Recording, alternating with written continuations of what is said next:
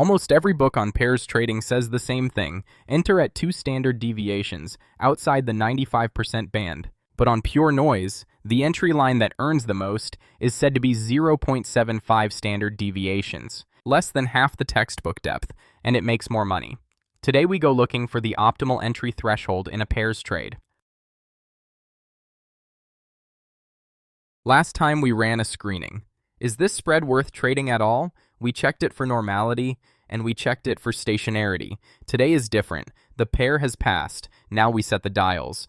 There are 3 of them. First, the cointegration coefficient. Change that number, and the shape of the spread itself changes. So which value is the right one? That question is hedge ratio optimization, and it has an answer. Second, the entry line. Where do you go in to make the most money? That is the cold opens question. Third, the spread window. How many days of data do you use to compute the spread in the first place? This one matters far more than people think. And there are 2 pieces of homework left over from last time. The problem that the equilibrium point moves, and the problem that the log spread is not the same thing as the return in your account. Both get paid off today. One thing before we start. Today is the first part where you set the values yourself, which creates a new risk. Tune 3 dials to past data, and you can produce a setting that explains the past perfectly and fails in the future.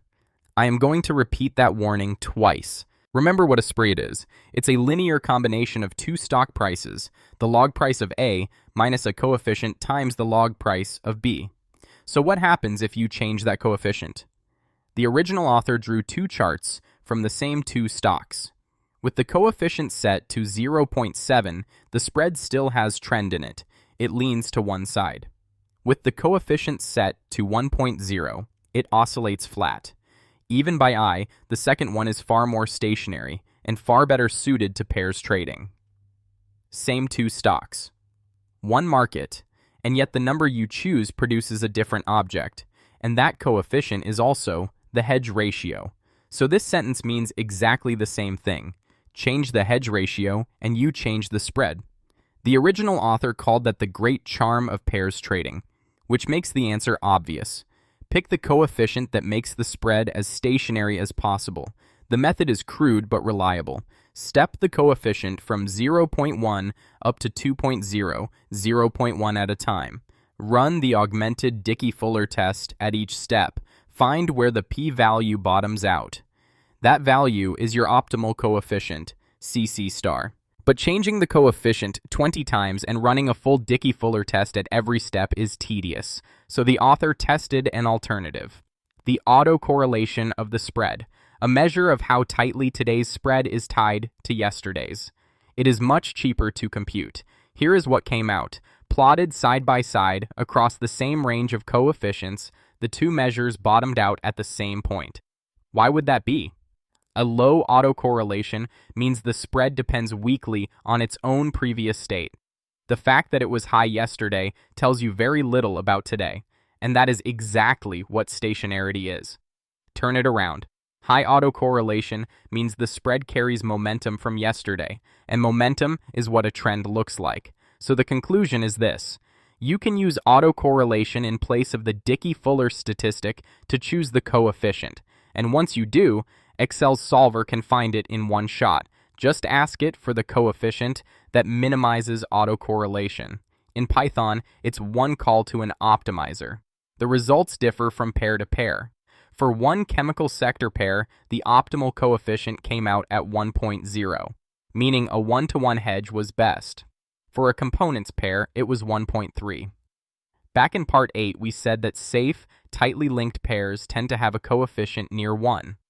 This lines up with that exactly. One point of honesty. The claim that those 2 measures bottom out together is an experimental result the author obtained on one pair. It is not a theorem that holds for every pair, every time. Why the method is theoretically justified at all is part 13. The common trends model and the AR1 model are the grounds. Dial 2. Set the problem up precisely first. Assume you enter at the entry line and close at the equilibrium point. And compare 2 entry lines, the shallow one, a level where the expected return on reverting to equilibrium is 5%. Because it is shallow, the spread reaches it often. 12 times over 2.5 years. Total expected return, 12 times 5%, 60%. The deep one, a level where the expected return is 15%. The spread stretches that far only rarely, 6 times. Total expected return, 6 times 15%, 90%. Over 2.5 years, that annualizes to 24% and 36%. So for this particular spread, going deep, 1. There's an instinct to pick up here. Total profit is size per trade multiplied by number of trades. And pushing the entry line deeper makes the size bigger while making the count smaller. The two terms move in opposite directions, which raises the obvious question. If deeper is better, does deeper keep being better? No. Set your entry at minus 30% and each trade would indeed be worth 30%, except that it never happens. Total profit is 0, so you lose by being too shallow and you lose by being too deep. Somewhere between them is a maximum. So let's go find that maximum. Here is the method. Start the entry line at the equilibrium point and walk it down 0.1% at a time. At every step, compute the total expected profit, then plot it as a curve. That curve is called the profit profile. Look at its shape. Up to a point, total profit rises. Past that point, it falls. There is a peak, and here is the cold opens answer. For a pure stationary series, white noise, the optimal entry line is said to be at 0.75 standard deviations. That is how the original author reports it. That is far shallower than the textbook's 2 standard deviations. And the reason is this. 2 standard deviations is a threshold for what counts as a rare event, not a threshold for maximum profit. Those are 2 different questions, and convention has blended them together. Wait all the way out to 2 standard deviations, and the event becomes so rare that the gain in size cannot make up for the loss in count. Now the results of running that algorithm on real pairs. For one chemical pair, the optimal entry line came out at minus 11.2%, and the total profit at that point worked out to 27% a year. For a components pair, it was minus 14.6% and 35% a year. And in both cases, moving shallower or deeper than that point made the profit fall on either side. 3 things have to be attached to that. 1. These are results from a fixed slice of the past. There is no guarantee the future behaves the same way. 27% and 35% are not expected returns. They are what you get when you search past data for the value that fits it best. 2. As time passes, the spread and the equilibrium point shift slightly, which means the optimal entry line shifts too. 3. The optimal entry line is different for different people. A short-term trader can enter above the line and close on a small move, and pays for it in transaction costs.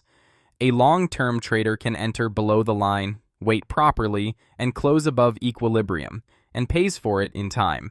So the optimal entry line is not an absolute standard. It is a secondary indicator. And now a warning that is not in the original material, which I want to add. Overfitting. We are turning 3 dials right now. The coefficient, the entry line, and the window that's coming next. With 3 degrees of freedom, you can always find a combination that explains almost any stretch of the past nearly perfectly, and that combination fails in the future. So it's better to change the objective. Don't try to own the exact peak, just be somewhere on the broad plateau around it, and if the peak is sharp, that is not a good sign. That is a sign of overfitting. Dial 3, and this is the most underrated of the 3. When you compute a spread, how many days of data do you use? Call that analysis period the spread window. One investor cares about the long-run shape and looks at 600 days. Another cares about the short run and looks at 100. Different samples, different results. Not opposite results, but different enough to change a decision. There is a familiar analogy. Bollinger Bands. A 20-day moving average with 2 standard deviations gives you one answer. A 60-day moving average with 2 standard deviations gives you another, and you cannot say which one is correct. The spread window is exactly the same problem. The original material lined up a 600-day window against a 300-day window. The overall shape is similar. The statistics are not. 4 differences. First, the equilibrium point moved. Last part's mean drift shows up here in a form you can see immediately, just by changing the window. Second, and this is the important one, the current spread is different. In the 600-day window, it reads minus 12%. In the 300-day window, minus 6.5%. Think about what that means. How far apart am I right now? The most basic factual question there is, comes back almost 2 times different. It isn't a parameter that depends on the window. It's your perception of reality. Third, the optimal entry line differs too. Minus 6.2% against minus 5.7%. Fourth, the profit profile and the shape of the distribution change as well. In Part 8, we said that changing the ruler changes the signal. In Part 10, we said that changing the period can flip a normality verdict. Today, changing the period changes where you think you are standing. It isn't only the size of the window. The position matters too. Take the same 300-day window and let 20 trading days pass. The window has slid 20 days forward in time. Same size. And the result changes. In the original example, the equilibrium point came down slightly. The reason is simple. A high spread stretch on the left dropped out of the window, and a low stretch on the right came in. The average fell. How much does that matter in practice? The author's judgment. If your holding period is short, within 1 to 2 months, the effect is minor. Beyond that, you have to account for it. And if you are running a backtest, this is not optional. Here is why. If you fix the equilibrium point using the average of the whole period and then sweep through the past, you are using information that did not exist at the time. You are setting the equilibrium point by looking at the future, then going back and trading the past. Returns produced that way do not reproduce live. An accurate simulation slides the window forward 1 day at a time and recomputes the equilibrium point and the coefficient from the data available at that moment. It's tedious, but without it, a backtest is just a pretty picture. So how many days should the window be? Here the original author makes a very honest surrender, and I'll pass it on as written. There is no way to explain theoretically which window is the appropriate one. Setting the spread window is something each investor has to do to suit their own temperament. No theoretical answer, but what follows it is the single most immediately usable line in this part. Having compared notes with colleagues, the author works from about 10 to 15 times the expected holding period as the spread window. Concretely, sort your pairs into high, medium, and low risk. A high-risk pair gets a short holding period, around 10 trading days, and so a window of 100 to 150 days. Medium risk, hold 40 trading days. Use a window of about 400. A low-risk pair might be held as long as 6 months, and there the window runs to 800 days or more. And in all 3 cases, the target return is set differently by period, taking opportunity cost into account. If you are going to tie money up for 6 months, it has to clear the risk-free rate over that stretch by enough to be worth it. The order matters here. Don't pick the window first. Pick the holding period first, and the window follows. And the holding period comes out of your temperament and that pair's risk grade. It's the practical version of what we called, in Part 10, deciding how much certainty you are willing to sell. And here is the overfitting warning a second time. The temptation to set all 3 dials to whichever combination performed best in the past will absolutely arrive. 3 defenses. 1. Validate on a stretch you did not use for the optimization. 2. Keep the number of dials to a minimum. Let calculations set the coefficient, and let temperament set the entry line and the window, and your degrees of freedom drop. 3. If the peak is sharp, don't trust it. Last thing. The second piece of homework from last part. Can we keep using the log spread? What we have been building since Part 4 is a log spread, based on log returns. But what actually lands in your account is an ordinary return, which raises a worry.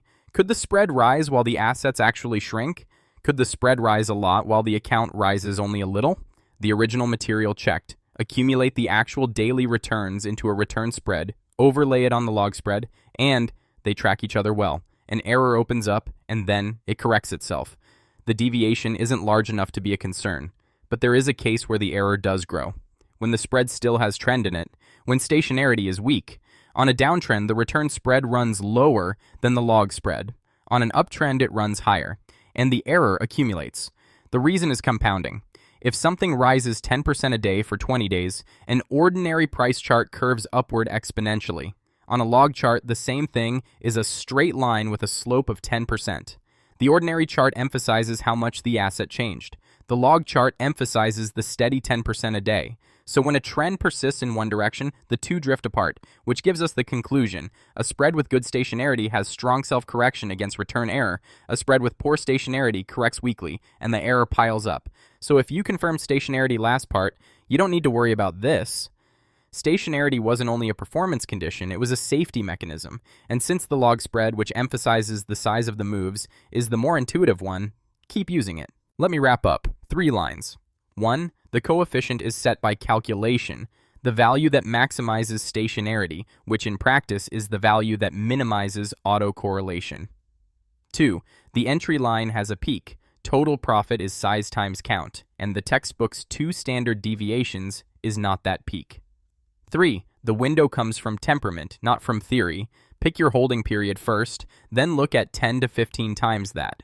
And the one sentence I have repeated all the way through: do not fit the dials perfectly to the past. Aim for the plateau, not the peak.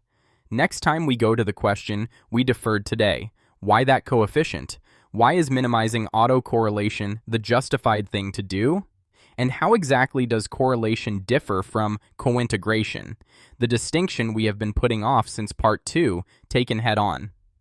The proof of what we claimed last part, that it doesn't matter where the two meet, comes out of the same place: the relationship between the coefficient and the equilibrium point. One last thing, and I mean it. Today was about how to set parameters, and it is not investment advice. Every optimal value and every return figure mentioned came from the original author's past data for explaining a concept. None of it is an expected return, and none of it is a backtest result. The final judgment is always yours. If this helped, a like and a subscribe go a long way. And tell me in the comments, what's your expected holding period in days? See you next time.